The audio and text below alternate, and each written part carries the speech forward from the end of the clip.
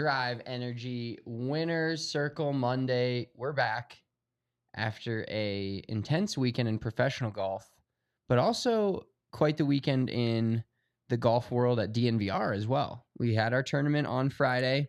Cinco de Drinko. Scramble de Drinko. When we were workshopping this like 2 years ago when we started it, it was Cinco de Mayo. Obviously, it was either Scramble de Mayo or Cinco de Scramble. So Scramble de Mayo, I think, is the way to go. Yeah, and the best part is this year is on May 3rd, and obviously not Cinco de Mayo, but Scramble de Mayo is the Scramble of May. So we can do it in the 27th. We could do it in April. Yeah. Kind of missing the point. We just have the first Friday in May, so it's absolute perfection every time. Yeah, 100%. Are we just rolling right into? We're not doing an intro. Yeah, let's roll. Well, today we're going to talk about Taylor Pendrith winning his first ever PGA Tour event. The Canadian broke through, intense finish, great finish. Talk about that. Is Kent State the Shockers? Kent State is that's Wichita State. Okay. Kent State is it's like a bird. It's like a falcon. Yeah, it's some sort of bird. Anyway, Taylor Pendrith went to Kent State. We'll get into it. Taylor Pendrith, Julian Edelman.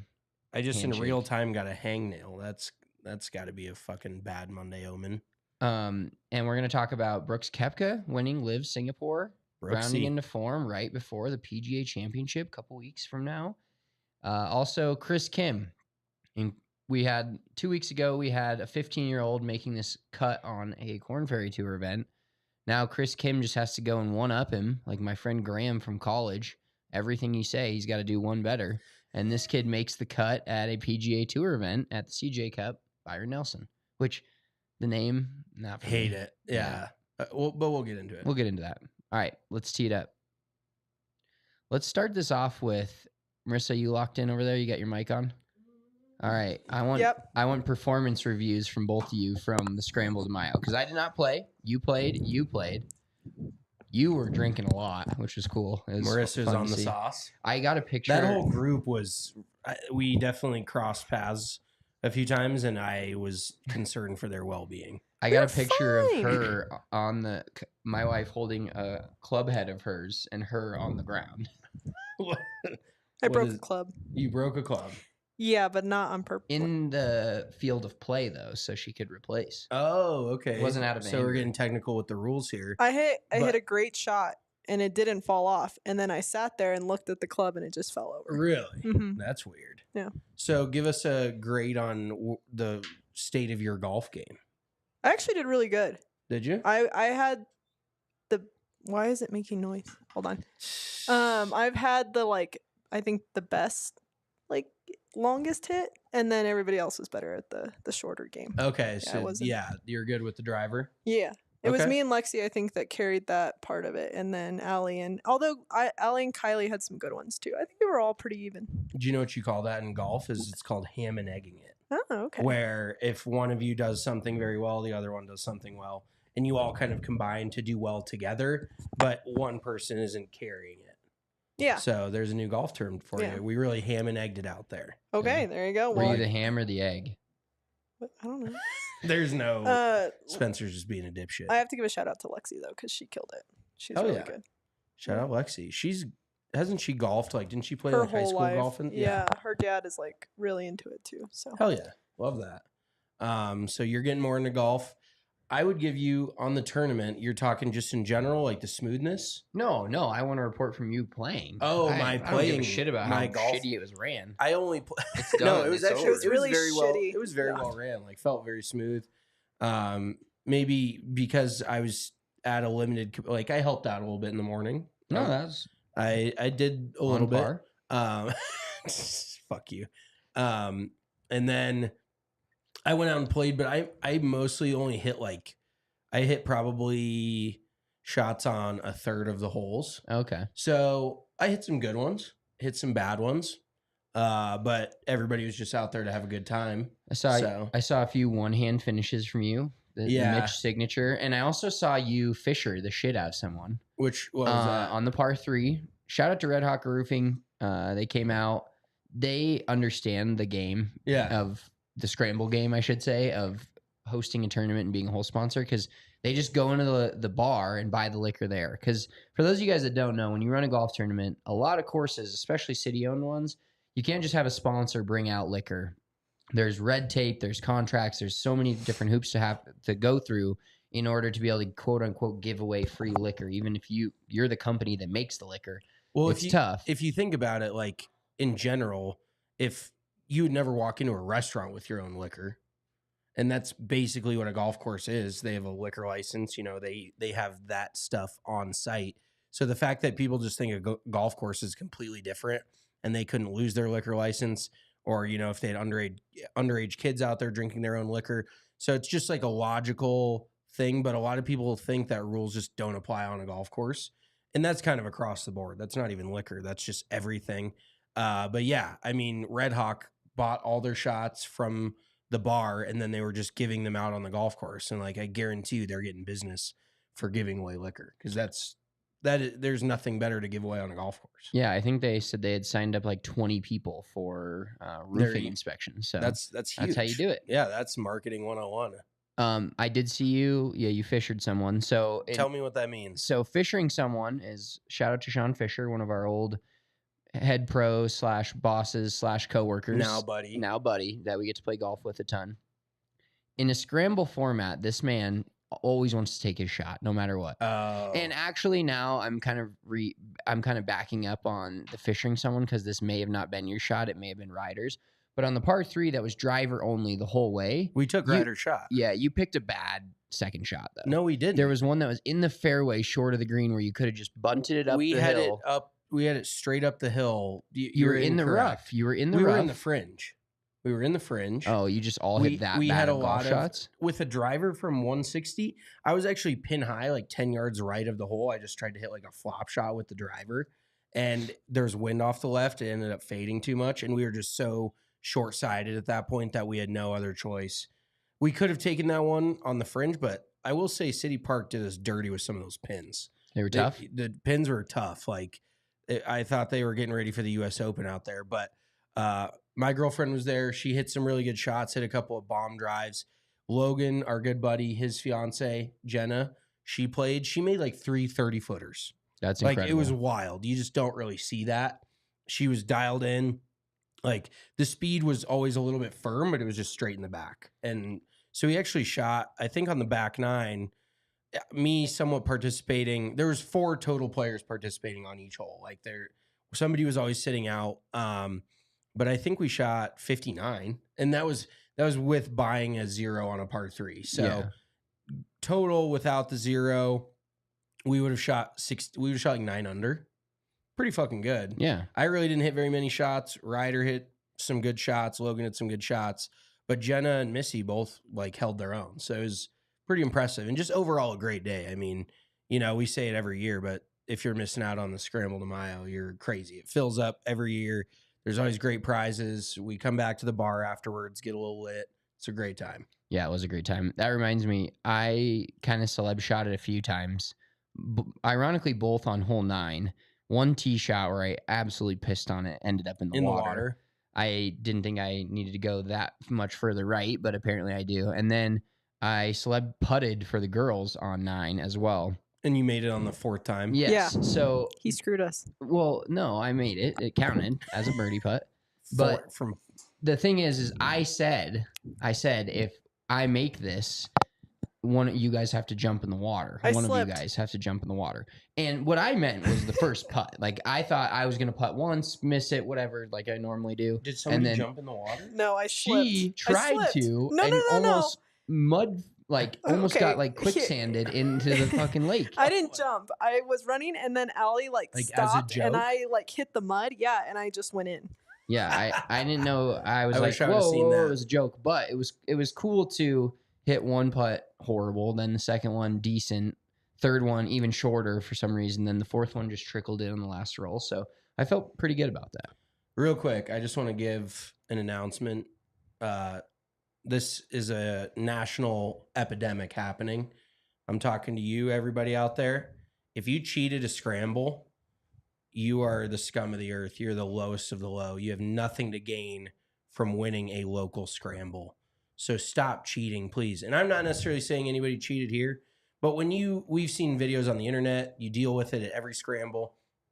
You have 4 middle-aged dudes that you just know are not great golfers, and they somehow shoot in the 40s, and you're like, how did this happen? So if you're going to do that, take it somewhere else. That shit's so annoying, but it happens everywhere, and I feel like there's no good way to fix it because inevitably people would rather cheat and win than not cheat and not win.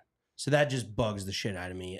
If you turn in a scorecard, like, I don't know how you sleep at night with that shit. Writing down all these circles on a scorecard that just aren't even real. Like, you're taking unlimited shots, this and that. Cut the shit. Like, that's got to be done with. I don't think there was cheating, but I will say on the one where it was driver only, I saw a couple people not do driver only. I know. I mentioned it to a group or two that it was driver only, and they said, fuck that. Yeah. So at that point, stricken from the record, your score doesn't count. Like, you're just out. Yeah, DQ. Cheating in a scramble is pretty low of the low. You can't really call anyone out, but at the same time, it's the IYKYK. We should have a spotter. We should have 18 volunteer or a spotter for each group. Well, no, realistically, even to make it easier, it a lot of courses won't allow this, but play 8-somes. Yeah, play 2 groups. That is a nightmare, though. 2 groups on one hole. Have half the groups, but 2 groups playing it and have them keep each other's score. Maybe we try that at the Scramble to Mayo next year. Yeah, I doubt that's gonna fly. Also, I have to give you guys a shout out because I played with Allie and Kylie. A lot of the stuff that they taught me was from you guys. Hell yeah, love that. Yeah, they were good teachers. Learning by osmosis. Yeah, well, from us to them to you. Well, they were they were consistent and they were really good. And then when I wasn't, they would adjust, and then I would. That's awesome. Yeah. You love to hear that. Love that. People who cheat in scrambles need to chill, and there is no better way than needing to chill than popping off with a cold Coors Light. I have a story this is really sad, but I'm gonna tell it anyways. So I cleaned out my fridge, did some man stuff yesterday. Cleaned out my basement fridge, which is I'm a drink goblin. So my basement fridge, it's where you live. It's your area. But I keep like cheese in there. Yeah, just one thing of cheese. But we've got like 5 different flavors of LaCroix. We've got Mountain Dew. This is all diet, by the way. I'm not trying to herald. I'm just trying to be honest. Diet Mountain Dew. We've got Dr. Pepper. We've got People are Sprite. Like, is this in West Virginia? All We've got soda? Sprite. We've got a couple of other beers. We got seltzers. We got, Gatorades out the waz, whatever. But I cleaned out my fridge and I found a Coors Light that had fallen all the way to the back from I think the expiration date was like March of 23. Oh. And I was like, damn. So I took it out, took one little sip, drank it, a little nip, and then I had to pour it out. Oh, was it? You should have just chugged it. I thought about it, but I was Wasting trying not to drink. Coors Light is a sin. I know. I was trying not to drink yesterday, and I succeeded, other than my little nip of 7-year-old Coors Light. Okay. Better than nothing. If you're going to drink anything, it should be Coors Light. 100%. But Coors Light's the beer we always drink on the golf course. It's the beer when you need to chill, and the mountains were still blue. Year and a half later, the mountains were still blue. Blue as all get out. Yeah. Coors Light is cold lagered, cold filtered, and cold packaged. When it's time for a refresh, open a Coors Light. It's mountain cold refreshment, crisp and refreshing as the Colorado Rockies. The mountains, not the baseball team. They are not refreshing. Get Coors Light delivered straight to your door with Instacart by going to CoorsLight.com/DNBR. Celebrate responsibly. Coors Brewing Company, Golden, Colorado. Also, our great friends over at Bet365, who we do all of our golf betting through. Bet365 right here behind me. Use that code ALLCITY in all caps when you sign up, and you're getting $150 in bonus bets when you bet $5 or a $1,000 free bet safety net. I've been kind of on a little heater, just betting random games lately, spite betting. I'm like angry that a team is about to win, so I bet them to win. And you bet the Bruins? Yeah, I bet the Bees. I bet I really wanted the Magic to beat the Cavs yesterday. Cavs were down like 17. I took them +4. Just getting these bets in. So I've built this little account up. But also, shout out to Ben on T4 this week. hooked me up with all. I got basically all of my units back from my week on betting golf. So Love that. bet golf with us. Bet golf with Bet365. Use the code ALLCITY at sign up, and you get to do the each ways, which are super simple songs. That's some shit I show my kid. But super simple to bet the each ways with Bet365. You can choose between places 1 to 3, 1 to 5, 1 to 8, 1 to 10, 1 to 12. And you're betting on that player to win and place in the golf tournament. So this week, Ben Allen had a great Sunday, vaulted himself up to T4. Steven Yeager was one shot out of the top 12. So unfortunate for him, but make sure you're using Bet365. Super simple app. Great way to bet golf, and you're using that code ALLCITY in all caps when you sign up. Must be 21 plus and physically located in Colorado. Please gamble responsibly. If you or someone you know has a gambling problem and wants help, call or text 1-800-GAMBLER. Also, big shout out to our new-ish sponsor at this point. They gave away some shades for a closest to the pin this past weekend at the Scramble de Mayo. Shady Rays, they've got the new Green Wolf golf glasses. Green Wolf golf glasses. Say that 3 times Tongue fast. twister. They're super nice, polarized. We're getting some in. I'm always rocking the Shady Rays on the podcast. They help keep me focused and make my eyes not look insanely bad on camera. I don't know what the issue with my eyes is. I just don't like the way they look on camera. So whether you want to keep a low profile or go play golf, get your Shady Rays on. They have shades that are built to last, and they're giving us 35% off polarized shades. So 35% off if you use the code AC35 at checkout. That lets them know we sent you. They're an independent sunglass company that offers a world-class product rated 5 stars by over 300,000 people. Durable frames, and they'll always replace them. You break your Shady Rays, you send them in, they'll replace them. I've got Shady Rays in my car, Shady Rays in my house. I've got them. I'm in my golf bag. Everywhere that I know, I'm not going to leave my shades in my backpack because inevitably going to the airport on Thursday, I'll go down there to Phoenix and I will not have shades. So that's the worst feeling. I am the worst. I forgot my Shady Rays on my trip to Charleston. So you just need like 4 pairs. You just need 1 in the backpack, 1 in the car, 1 at the house, and then 1 miscellaneous, 1 at the office. Yeah. I actually do keep 1 here. Keep 1 here, keep 1 in the car. Okay. 1 in the golf bag. That's where I always forget them. Because I have the golf specific, now that Shady Rays has got the Green Wolf, I have those specific for the golf course. Because I'm not a big, do you think it's going to help read the greens? It does. You? I mean, the way it looks, it's cool. It does illuminate it. Like a lot of people, if you haven't tried polarized sunglasses on the golf course, it is very interesting when you're putting. It does kind of illuminate the green for you, so you can see the line a little bit better. Yeah, it's in theory helpful. You just got to hit the putt. Hitting the putt on the line is, I think, the biggest issue for me. It is generally the archer, not the arrow. Correct. Check out Shady Rays.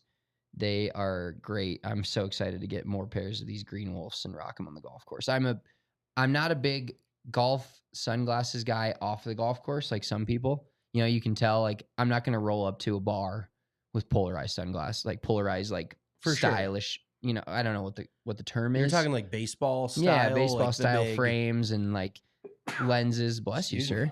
But these, I'll rock these all the time. Yeah, those are casual, and that's what the pair of Green Wolves I have coming in look very similar to that. They're just polarized. So I'm very stoked to just keep those specifically in the car, in the golf bag, to have on the teaching tee, the lesson tee, you could call it, on the golf course, things like that. They're going to be perfect. Love that. All right, let's get into our Winner's Circle Monday. Let's start with the Live Tour. Starting with the Live Tour. Brooks Koepka rounding into form.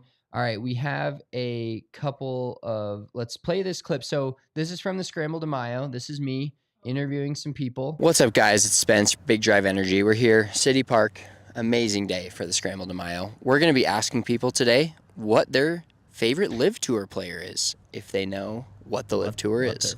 Who is your favorite player on the Live Tour? Bryson. Bryson DeChambeau. All right, we got a Live boy. The Live Tour, I don't know many. Is McElroy on the Live Tour? Not yet. He's trying to get that 800 million. Brooks Koepka for sure. I was gonna say Brooksy. Dustin Johnson. Brooksy. I'm gonna go with Cam Smith. Joaquin Neiman or Cam Smith.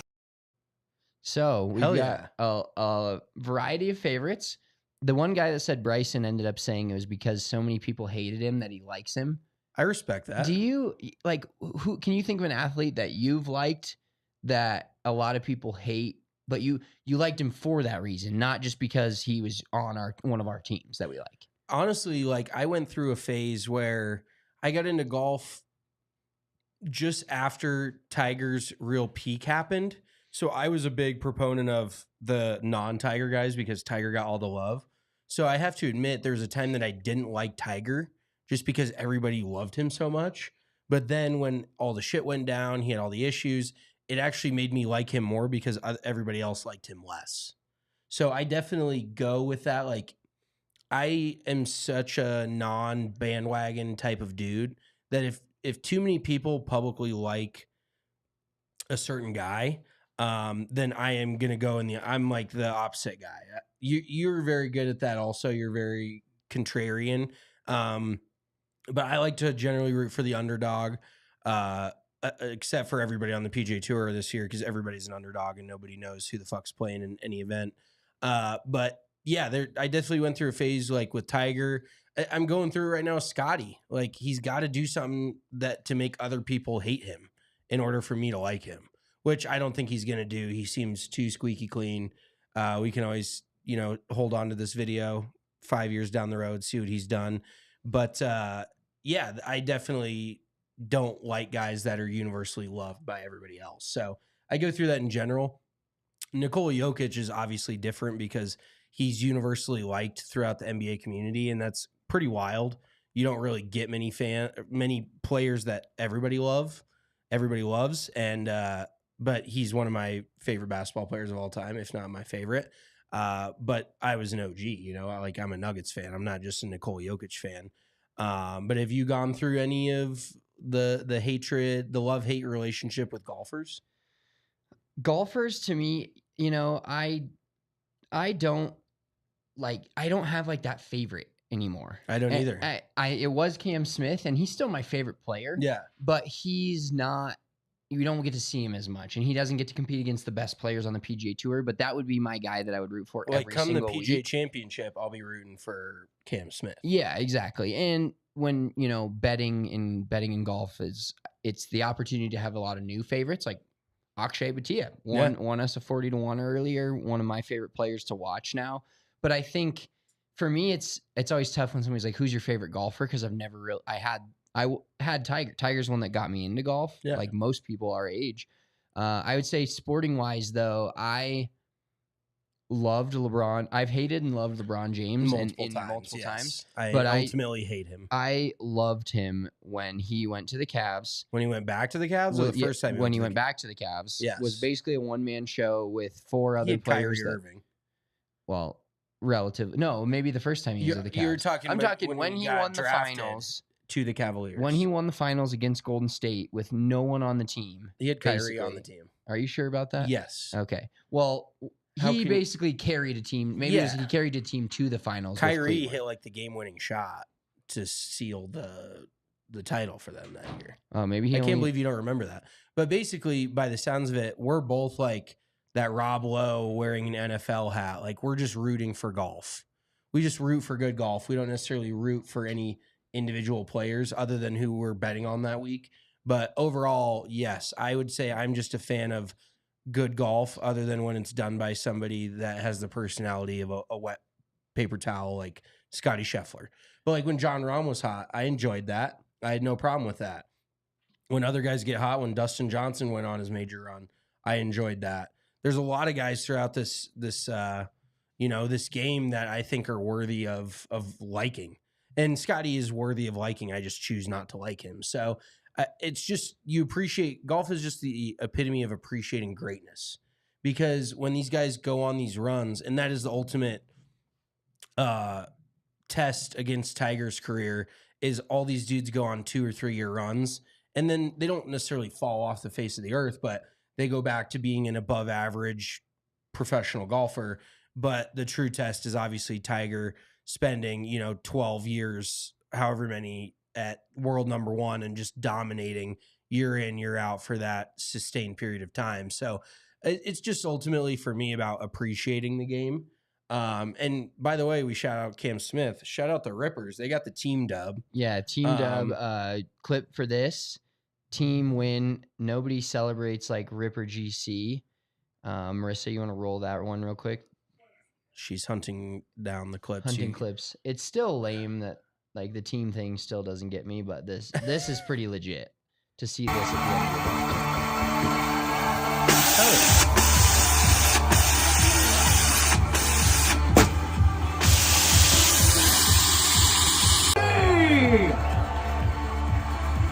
Oh, drinking Cam out of Smith did a shoes. shoey. They're all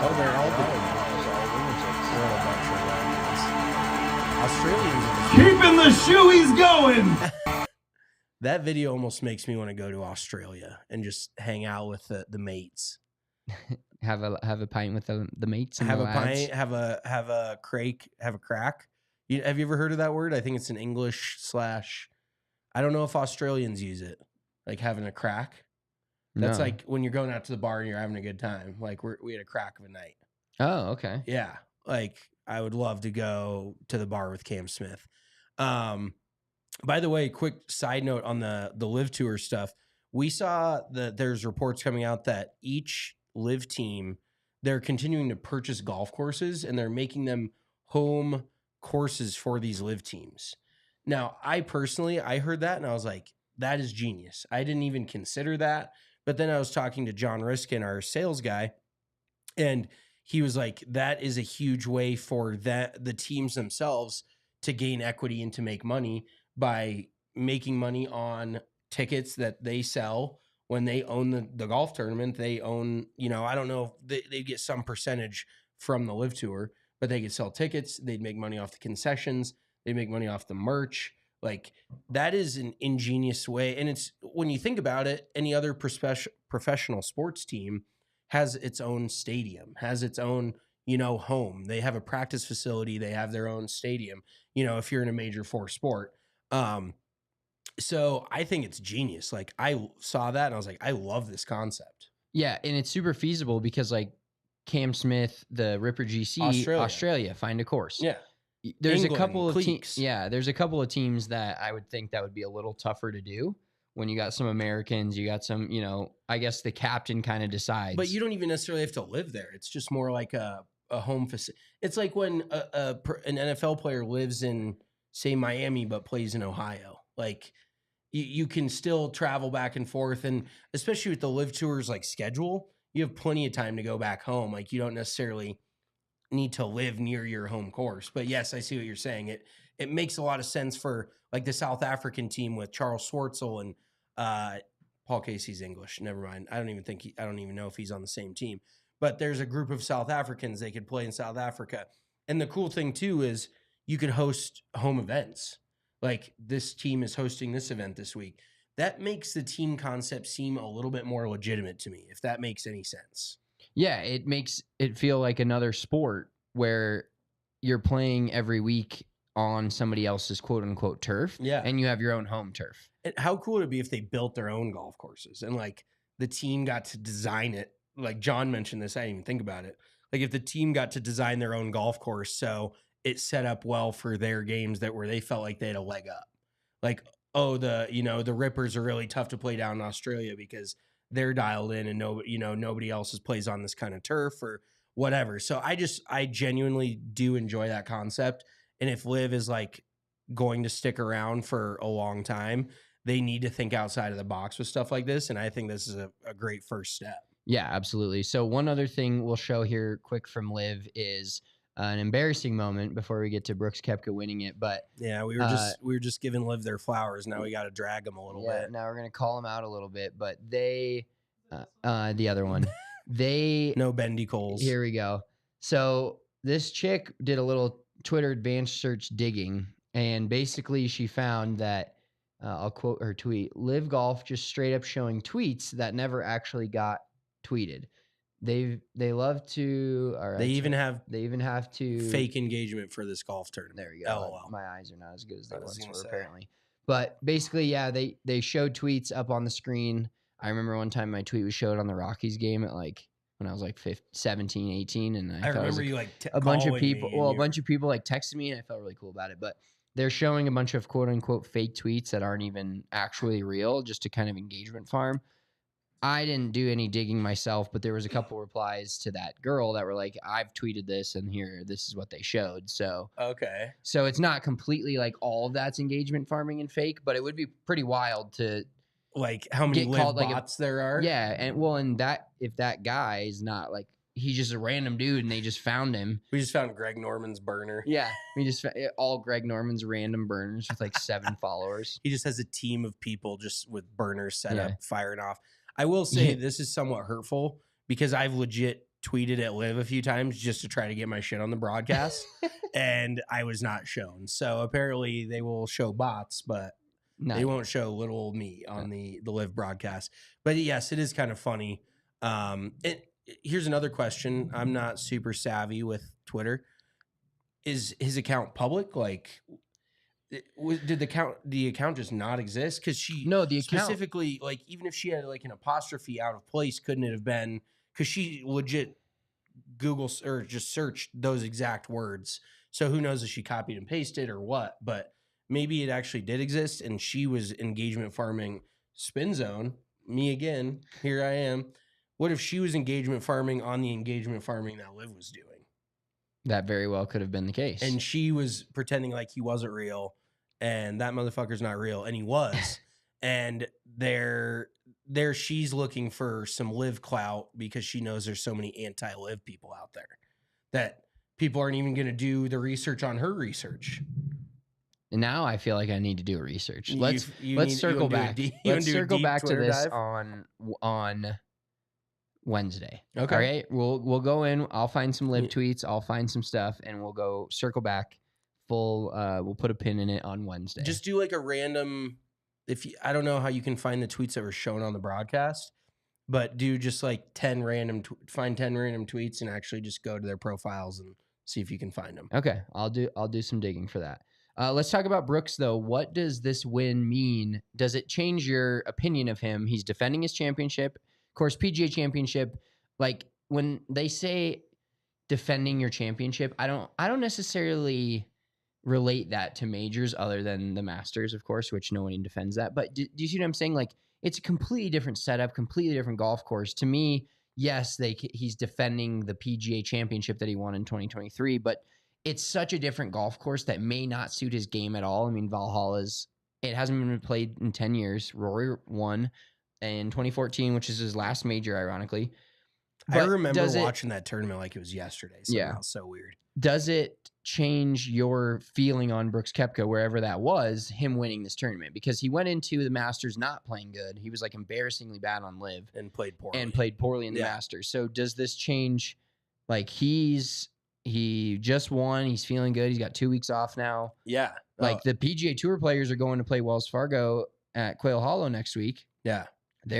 And then going right into the PGA Championship. Like this is setting up for him to defend his title if possible. Yeah, no, absolutely. I mean, I definitely feel better about betting on him at the PGA Championship after this win because he's a major player anyway. He always gets up for him, relatively speaking. So the fact that he has some sort of form going into this event makes me feel like he's definitely going to be like a top 5 lock. But I also wish, it's two sides of a coin because his odds are now going to drop. It's going to be tougher to get him, on the leaderboard. He's going to be probably plus. Do you see? Let's see if there is. Oh, you're pulling up 2014. Do we have odds out yet for the PGA Championship? Because I'm just curious as to where his odds moved. I would assume they definitely made a jump. I've gotten in arguments on TikTok with dudes telling me how they create odds. I know how odds are created. Okay. You don't need to mansplain betting to me. I've been doing it for a decade plus. I know what the fuck I'm doing. Okay. So don't tell me it's not this, it's not that. Some of it's based on their performance. Some of it's mostly based on who is going to be bet the most, who everybody thinks is going to be bet on the most. And now Brooksy is just right in everybody's face again with, this win over in Singapore. And I don't necessarily hate it because I think it's going to build, some drama at Valhalla. Can I tell, like, this is, again, the PGA Tour butting a signature event up to a major. Could you be any stupider? Like, this is, holy shit, man. This is mind-boggling. Like, you have dudes that are trying to prep for a major. A lot of times they'll take the week off unless they're not in the major already. And you have them going out and competing in a signature event the week before a major. Like, yeah, this should be a almost pseudo opposite field type this of should event be where last week's event this week. where somebody could, like Taylor Pendrith, win and then get into the major the following week and just have that excitement for that reason. But like, real quick, the leaderboard from 2014 at Valhalla: Rory, Phil, Henrik Stenson, Ricky Fowler. Jim Furyk won't be playing in this. Scrolling down a few, Steve Stricker was up there, Brant Snedeker, Charles Schwartzel and Brooks Koepka both finished at 9 under. Lee Westwood 9 under. Louis Oosthuizen 9 under. Adam Scott. I was just going with some live boys, but like basically their history here. Looking at that leaderboard, how the game has fallen. Maybe does this just make me sound like the old man yelling at cloud? Yeah, I think But look at a those major names. leaderboard. Like I think this week will or a couple weeks. Okay, we'll put a pin in this also and circle back when we have fucking blocky Michael Block. Oh, God, yeah, we have to. If we have to do again. this, if they do this whole tour, the douchebag of Michael Block at the PGA Championship, I'm not going to be able to handle it. Also, speaking of PGA Championship, we got to get to Taylor Pendrith quick, but Mr. Gucci Gang, Taylor Gooch got the special exemption into the PGA Championship. A lot of people are saying that this is a big step in the right direction for these majors to acknowledge these non-PGA Tour players and allowing them to participate in their events, which I would agree with. 100%. And Gooch actually finished 4th this past week behind Leishman, Cam Smith, and Brooks. So do you think Gooch, because Gooch never won on the PGA Tour, do you think he's just like a live panderer or like a what is the word I'm looking for here? He can't win a non-live event. Tommy like, Fleetwood. He's live only with Tommy DP World Tour. Yeah. But I'm just saying he's a live or what is the word? I don't know. He's a live I'll think of it. It'll come to me eventually. Hit me with it in 10 minutes when it hits you. Brooks, Cam Smith, like we talked about, Mark Leishman, 2nd and 3rd, won them the team event. Quick rapid fire live trivia questions for you. Okay. How many live titles has Brooks Koepka won? Is that 3 now? That is 4. 4. Okay. How many majors has he won? 4. 5. Okay. I corrected myself before. Liv's had 7 tour events this year compared to the PGA Tour's 20, which kind of is like That's 18 wild. weeks. Yeah. How many different winners have there been in 7? Live? Mm-hmm. I think 7. Yep, that is correct. And then which live player has finished top 10 in every single live event this year? Taylor Gooch? John Rahm. Okay. You should have spoke up. Why? Damn it! You didn't give much time to answer. No, you should have said final answer. Yeah, that was truly rapid fire. But I would get kudos to Marissa. Yeah, shout out to Marissa. All right, let's move on to the CJ Cup. Byron Nelson, stupidest name ever, but not a bad tournament. Although there was some tweets out there, like from live type of people that were absolutely dogging the golf course. Did you see some of the areas around the golf course? Just looked like live Oklahoma last year when we saw some of those tee boxes. Like there was a few spots that were pretty rough. The fringe around, I believe it was 16 or 17 green from the back. It was not good. And of course, you can write hit pieces and certain people are going to see what they want to see and what they don't want to see. But one guy who is more of a live supporter called it out, and he's like, they say that live is only plays the shitty courses. This is TPC Craig Ranch is an absolute joke this week for PGA Tour players.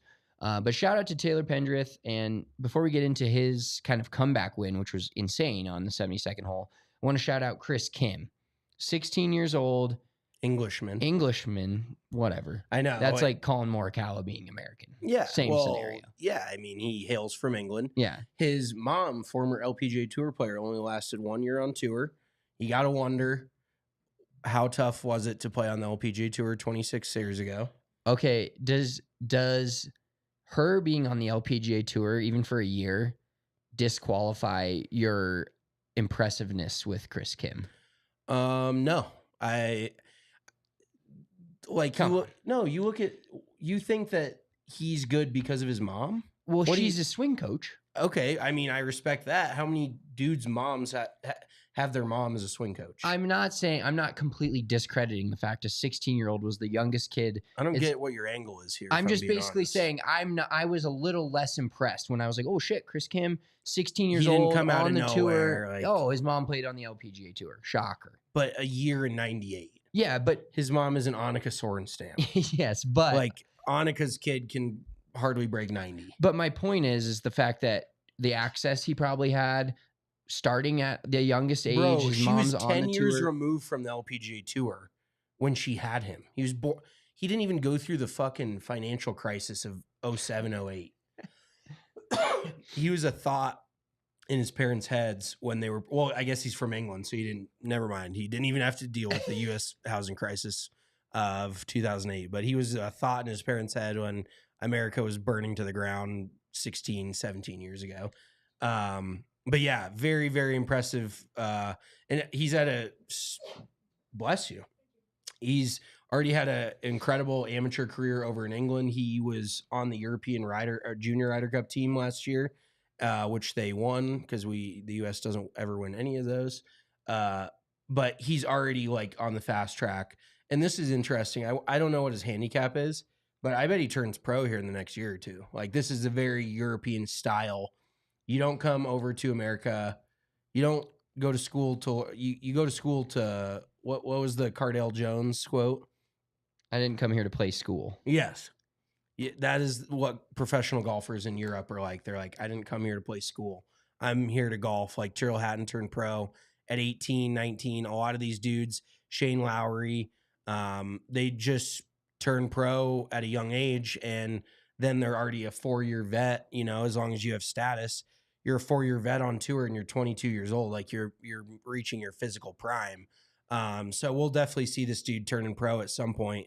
I was trying to find how he got this exemption. I would assume it's from winning. He won the British Junior, I think it was, and like a few other big events over in England. He's won the boys amateur championship, the European boys individual championship, and the McGregor Trophy last year. Okay. Just last year. Yeah, so he's a wagon.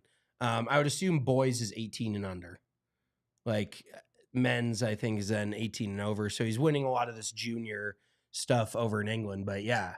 And dude, he's already, so I saw an article, he's already signed a deal with Under Armour. Like, this is what I don't get.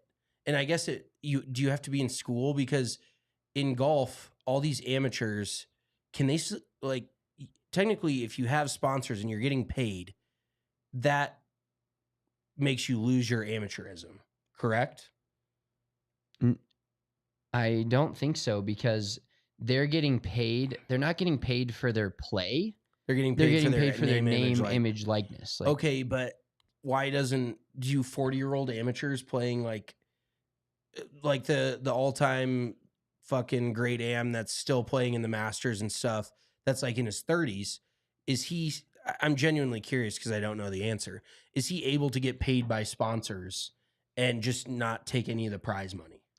I would imagine. Or is it so. Is it basically just for school kids? Is NIL set up? That is where it's just, I feel like, the Wild West. Because how do you tell a 35-year-old amateur player that's not making any money in an event but making money off his image and likeness, his name, image, likeness, that he can't take money from a sponsor, but a high school kid is allowed to because they're still in school? I honestly think it's anybody, because it's changing the game a lot more than I thought. Right, because if you're a company, let's say you're Odd Bros Clothing, like we used to have, and we have a buddy that we know is going to be playing the Masters and being on TV, we get our logo to him, we pay him. He's, like, It can But be that- anybody. It doesn't matter if they're not professional or professional. See, at I this feel like point. we sound like dipshits now. Because I think it's not. I don't think it's allowed for amateurs. Well, it's probably just not called NIL. Like, it's probably something different. But I would imagine any amateur can sign a deal. And there's also, did you look at his deal with Under Armour? Like, did you look into I it? did not see the dollar amount, 'Cause but you- I guarantee he's getting paid. Well, that's the thing. He maybe isn't. Maybe they're just like, hey, there's some sort of futures contract essentially with him where it's like, hey, wear our stuff now. When you become professional, we can pay you X amount of dollars and you get all of our product for free. Because how many, looking in our business, the sports media business, like how many deals are done with just trade? You put my name on your shit, you promote your shit, people see my name. Yeah. That's I totally get that. So I actually just found an article from 3 years ago. So that makes me feel like we should have known this. So either way, we sound like idiots. For the joint USGA and RNA statement, as a part of the modernization effort, it is proposed that the new rules will identify only 3 acts that will result in a golfer losing their amateur status: accepting a prize in excess of a prize limit, accepting payment for giving instruction, accepting employment as a golf club professional, or membership of association of professional golfers. To achieve this simplified approach, the following key changes are proposed: eliminating the distinction between cash prizes and other prizes, using the prize limit as the only way an amateur can lose amateur status through their play, removing restrictions from the rules surrounding competitions such as long drive events, putting, and skills competitions that are not played as part of a tee to hole competition, and eliminating all sponsorship restrictions. So my thought is, like, in this ass backwards, my reverse psychology thought, there's certain dudes that have a higher ceiling as an AM and can qualify for these events only as an amateur. If they're making enough money off sponsorship getting into these big events, I'm honestly shocked that there's not more dudes that are just staying amateur. Like, if you're a mini tour pro that's grinding it around, making, 50, 60 grand a year, whatever, why don't you just get reinstated back as an AM, qualify for these majors and shit as part of being an AM, and then get big sponsors from that point? Yeah, that's a good point. Like, I don't know why we've never talked about this. This is wild to me. This is blows my mind. Mind-blowing activity on a Monday afternoon. Well, let's keep it on the rails here and talk about Taylor Pendrith, because he just earned his first tour win. He is the 6th, a little rapid fire trivia. I just said it, but six first-time winners on tour this year. Oh, God, I can't do it. How many? Well, I'll just tell you because it's not really trivia. Basically, this PGA Tour season, 20 events, like I said earlier. Okay. Half of them have been won by either Scotty Scheffler or a first-time winner. Wow. Isn't that insane? So, Scotty, how many times has Scotty won? 4. 4? Yeah. So, he's won a 5th of the tour events so far this year. And he probably would have won this week if, let's be real, if he would have played at that Goat Ranch. What other trivia you got for me? Is that it? I believe that was it. Okay. I believe that was it. I kind of ruined my own trivia by answering the questions. Yeah. We do have we have a little clip here. Ben Coles. Before we shout him out, this is actually, let's go to the other one real quick. You're good. We'll go to the other one showing how they called him Bendy Coles. And if this doesn't show you golfers aren't athletes, I don't know what will. This is Dak Prescott-esque. Brought the big stretchy stick Throw out. that hip. Yeah. Activate the hips. Is that the technical term? Once again, Oh, if you're yeah. not Yeah. watching on the YouTube, check us out, youtube.com, Big Drive Energy Golf, where you get all these great clips. It's a along lot with our of faces. wow. That is insane. Goodness gracious. We He's got should both we his should try to hands. Eat your recreate that with heart out, ourselves. Miguel Okay. Angel Jimenez. That I- would be a funny video. I would That be is some serious I would be rotation. incapacitated. Look how flexible he is. Do you have Gumby? I do that move in the gym. There he is. Worldwide? Yeah. Yeah, That we is a have good you. move. There he is. We have him. Not that quick, because if I go that quick, my. something's gonna go All right. wrong. But Ooh, get the hips. Yeah, that is one of my favorite stretches. The old right foot over the left knee. Really lean into the hips. I got tight hips. Helps do loosen your them up hips a little lie? bit. Yeah, my hips do not lie. Never told a lie one day in their life. So Ben Coles, unfortunate because, bless you, he was set up to win this event, was leading by 1 stroke heading into the 18th hole. Easiest hole on the golf course, had not been bogeyed all day. And it came down to him needing to get up and down for birdie. Pendrith is on the green in 2, putting for eagle. And Ben Coles and Taylor Pendrith are kind of like Spider-Man meme looking at each other. It's not like you had this giant that's won a ton on the PGA Tour versus a guy that hasn't. Yeah. Ben Coles, ironically enough, I looked up some of his stuff.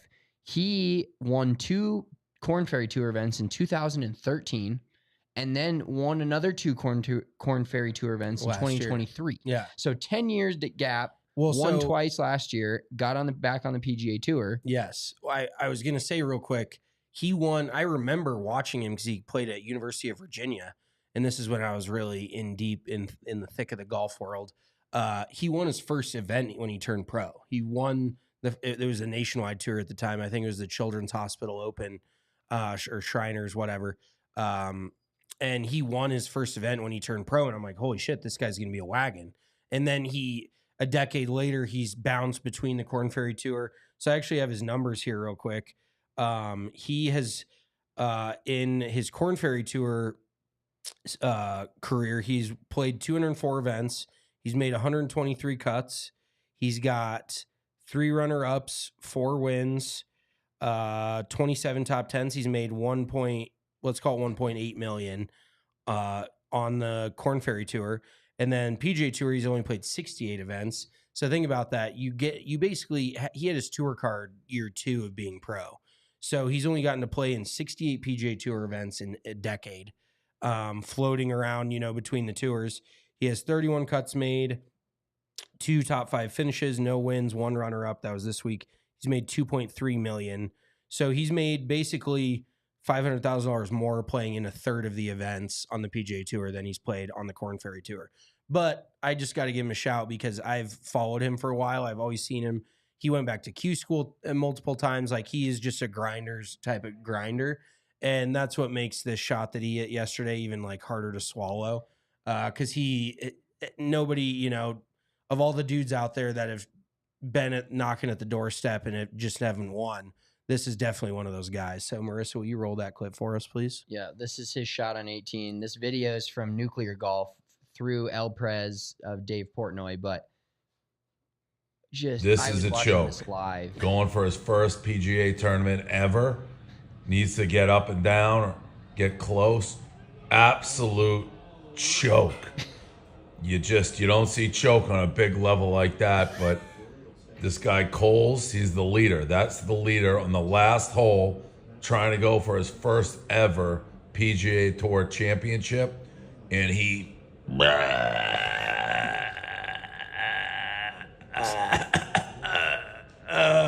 God, dude, and you could just tell. His hometown too. Well, and you just tell the deceleration in that, like, way too short of a backswing, or maybe too long of a backswing if he decelled on it, but there was just no commitment to that shot. He hated it right when he hit it, and I know he's gonna have multiple sleepless nights thinking about that pitch shot. 100%, because not only was that probably a $900,000 swing pitch shot, money talks, but when you win a PGA Tour event, you have job security. The shit it affords you for the next 2 years is insane. Massive. He'd be going to Quail Hollow next week. He'd be playing in the PGA. He'd be playing in, not saying he's not, but just the amount of the fact that that's just golf for you right there. Nobody had made a bogey on 18 all day.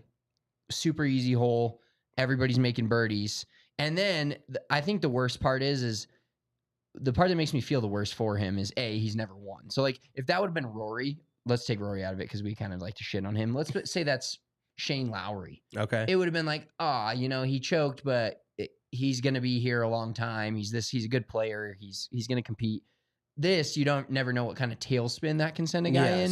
And looking at the silver lining, Taylor Pendrith had to just be shocked. Yeah. Like he's sitting there like he had an eagle putt. He's like, I probably have to make this. He's going to get up and down. I got to get this stroke back somewhere. And then he ends up having a 3-footer to win it. And we've talked about it in match play where you're never out of a hole. Yeah. One crazy shot or one mistake like that, it was a big mistake, but he still probably should have got up and down for par, went into a playoff. I would have been curious to see what his mental's like in the playoff after doing something like that, even if he would have got up and down. But judging by the fact that he had like a 6-footer that wasn't that tough and couldn't make it, it probably wouldn't have went well for him. But Pendrith, think don't you have a little bio on Pendrith? Yeah. Canadian. First of all, the thing I love about the Canadians is there's always another dude there with him. Yeah. Mackenzie Hughes was there to celebrate him. His wife was there. His kid was there. So shout out to Taylor Pendrith for basically, he's kind of a dude that has made his way on tour, but this is obvious. I mean, he's an older dude too. He's in his 30s, so this is a huge time for him to get his first win. He graduated from college 10 years ago, so he's in his early 30s. And you can just tell he's a golfer's golfer, because I found a little Kent State bio on him, quote unquote. His favorite golfer is Ben Curtis, who won like one major, did not have an illustrious career. So that's your first clue. He's a golfer. Favorite TV show, Morning Drive. Used to be a great show, but that's still like, if you don't say ESPN, and even now, I mean, 10 years ago, a lot of things looked a lot differently. But 10 years ago, ESPN was still great. If you're watching Morning Drive over ESPN, there's a problem. Dream foursome, a little bit of an indictment. He said Bubba Watson, not crazy. But what is that? 2013 probably. Yes. So he's like winning Masters, like dominating. So he said the Bubba, Masters. Dustin, and Dustin Johnson, Gary Woodland to see who hits it the longest. So he's always been a long hitter. So then I kind of, other quick fun fact, his sister is a golf course superintendent in Peterborough, Ontario at Kawartha Golf and Country Club. So pretty cool stuff. Just real quick, he's one of the longest hitters on tour. His strokes gained are actually pretty bad relative to off the tee, relative to how far he hits it. So I just thought that was interesting. But he's also at top 10. He's top 10 in driving distance and strokes gained putting on the PGA Tour this year. Pretty wild stats. Yeah, to be that high up and like never like usually guys like that are guys that win pretty consistently. But it just goes to show you ultimately how far offline he hits it with the driver. If he's like outside the top 100 or he's like between 90 and 100 in strokes gained off the tee, and he's a top 10 longest hitter on tour. So sometimes longest driving isn't always the best. You still got to keep it in play. Like that's forgotten a lot of the time. Oh, 1,000,000%. All right. So we're going to get to our Monday edition of Mulligan of the Week, wrapping up the pod. Shout out to Taylor Pendrith. Shout out to Brooks Koepka. Looking forward to Wells Fargo next week. Wyndham Clark, defending champ. This is his springboard. This was the trampoline for his career. Coming out party. All right. My Mulligan of the Week this week. If you haven't heard this segment before, it's where we go back and think of something from the week and we try to recreate or, make it not happen. Basically, we wish we had a do-over Something on it. we wish we had back. My Mulligan of the Week is today it is windy as shit out. I went to go pick up a rental car today, finally getting this whole rental car scenario after the lady rear-ended the shit out of me. And I parked it in the lot next to ours, and I was walking through. I was like, oh, I'm just going to walk around and go in the elevator. And I was like, no, take the shortcut, go in the back of the bar. I had to drop something off. So I walked through, and the fucking top of the dumpster just swipes me. Oh, it just hit like you? the wind just blew it, and it just like buried me. And I was like, it's just like annoying when you're just trying to walk and it's so windy. It's just a Monday. You're just trying to make it through. Yeah, exactly. And this fucking stray dumpster just slapped me because I was looking at the ground because there's a lot of things going on between those dumpsters where you walk. So I wasn't looking up, and then this thing just flopped Right on on a top. swivel. Yeah. Head on a swivel. That was a fun way to walk in. Yeah. I went and stayed the night over at my buddy's the night before the golf tournament. We had some dinner.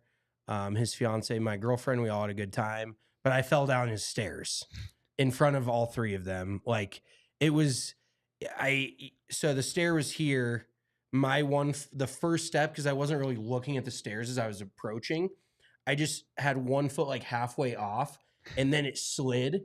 And then my whole fucking body Backslide? I did you yes, slide down? Yes. Oh my God. And it wasn't even like a bounce. It was just like I hit it and just slid to the bottom, and I blacked out. Like I just came to, and I was laying on the bottom of the stairs, and everybody was How hard was Logan laughing? Oh, they were pissing themselves. But they were also trying to make sure I was okay, and I was fine. I mean, my lower right back is even more fucked up than normal, and I hit my elbow because I tried to catch myself, but yeah, falling down the stairs catches you off guard. You're like, holy, like you don't even know what's happening when it's happening. But it was a good laugh. Like my girlfriend told me she'll never forget. She'll just have that image seared into her head. Because it was kind of one of those where you fell down the stairs and like disappeared. I like just fucking went down and just gone. So, yeah, I need to pay attention when I'm going down the stairs. Do a little better on the stairs. All Yeah. right, Marissa, you've got one for us? I do. I'm a very aggressive driver, and I get angry. I think that's where all my anger comes out in my life is driving. Mine is at my dogs. Yours is driving. Yeah, That's and fair. I get yelled at a lot by my husband because he said that, Denver's people are crazy and I need to watch myself. I don't listen. And so we were at my sister's graduation this weekend, and I was following my dad out of the parking lot of her college, and there was a man behind us, and my dad had slowed down so that I could catch up. And he must have been like looking down for a second, but the guy behind me just like puts his horn on, he like Lays slams it on on the the, horn. yeah. And so my dad, puts his hand out and is like, my bad. And it was kind of annoying. So we move into the next parking lot and we park because my dad needed to, like, he was like texting me like, hey, pull over for a second. So we park into like actual parking spots. The guy gets behind me and slams the horn again. And so I'm still driving my car to get into the lot, and I turn around and I'm like flipping this give him guy the off. bird. I'm like losing my shit. And all of a sudden Christian's like screaming at me because he doesn't think I hit my dad, but I went into my dad. You gave a little love tap. Yeah, and I'm like, luckily my dad, because my dad is also very feisty, he like is jumping out of his car, like ready to he's like, go around, and I had like missed it by like that much. Oh my goodness. But yeah, it was a very silent ride home. I will say that your demographic, I feel like every time somebody drives by me, like flying, going crazy, it's like a chick in their 20s. Just no regard for human life. Like, have you ever seen a more reckless group of drivers? No. Well, and this kind of reminds me, I was pulling out of City Park on Thursday. I went to drop the check off before the tournament, and there was 2 cars turning left, and I was turning right, and so the chick's like pulling out of the zoo, just nice day at the zoo, and this guy behind her is laying on the horn because she's not going, and she's going but not fast enough apparently. So I'm behind them then, and the guy, they're driving. We're driving down 23rd or whatever, and the chick in front slams on. There's 2 chicks, slams on the brakes. The one chick fucking rolls the window down, and the passengers gets out. And like is like out sitting on the window, just this other dude rips around him, honking his horn the whole time. I was like, what is wrong? Like, people are so nuts. I just like get in the mood to like scream at someone, but that just means I'm nice everywhere else in my life. That's very fair. Like, I yell at my dogs or just inanimate objects sometimes, because then it allows me to get that out and not yell at somebody that I'm gonna regret. But hear me out. When you're on the road, there's a lot like less dangerous places to release your anger. Yes, Because you yeah, never it know how somebody's going to react on the road. But that's like- sometimes it's just to yourself. Like when I'm in a rush and I hit a red light, sometimes I'll just yell the loudest F word I can yell. You guys are And like making me angry thinking about It it. just Well, feels good. And I'm feisty in general, and Christian's like, look, I love that. That's like one of the reasons why I married you, is you can hold your own. He's like, but there are times where you do it, and he's like, I'm gonna have to get out of the car and fight, like, and I don't want to do it. And he's Exactly. Spencer loves to run his mouth as well, but then I've never had to fight for him, luckily. But yeah, there's times when I'm just like, dude, you're not going to do anything about it. Like, you going to get out and throw hands, or you just want to yell at them? I mean, I would probably throw hands. I'm not gonna lie. Well, a dude, if they... No, I'd probably. I mean, like the chances, like it's not safe. Like people pull guns on people, and they shouldn't do these things. Like you want to get shanked? No, it's horrible. But I still do it every single time. And even though I'm lectured not to do it, and I agreed to not do it, it's in the moment. Like You're really playing with fire there. Yeah, but I so, get it. it's a flaw. Isn't it wild how whenever you get on the road, literally every time you're the only person around you that knows how to drive? Yeah, exactly. Don't you feel like that every time you get on the road? You're like, dipshit, idiot, fucking idiot, dipshit. Yeah. Like, nobody knows how to drive except you. And you think, isn't it great when you get flown by? You're like, whoa, fucking slow the fuck down. Yeah. But then when you're flying by somebody, you're like, fucking speed it up. Like, you're never wrong when you're on the road. Nobody ever is like, oh, I fucked that up. Like, everybody dies on the hill of they're the best driver. Yeah, well, I have serious PTSD from getting hit now. I think I'm going to get rear-ended every time I hit my brakes. Yeah. It's bad. Do you look in the rear view immediately, like in a traffic jam when you hit your brakes quickly to see if Yes, somebody's because like I coming have. up on you? I've actually I was in a hit and run similar to Spencer. Well, the person ran, but You were in a hit. Yes, he hit me and then took off the exit. Oh, Jesus. But Yeah. I also was scared for a while. Yeah, I'm every time I'm like, here you go. And now I'm like, this rental car. The amount of work they put into telling you all the things. I'm like, I've driven a car for 12 years. 14 years, whatever. Bad math. I'm like, I get it. I can't crash the car. I get it. I'm not going to try to. Yeah. Believe me, like, you don't have to go through all this other rigmarole with me and tell me how to drive and what this and that. But now I'm like, it's going to be a even bigger pain in the ass if I get hit again. Like, it's going to be a disaster. So I just don't want to deal with it again. That's like the classic mom saying, like with the rental cars, it's like, we're not worried about you. We're worried about everybody else, you know? And you're like, don't worry.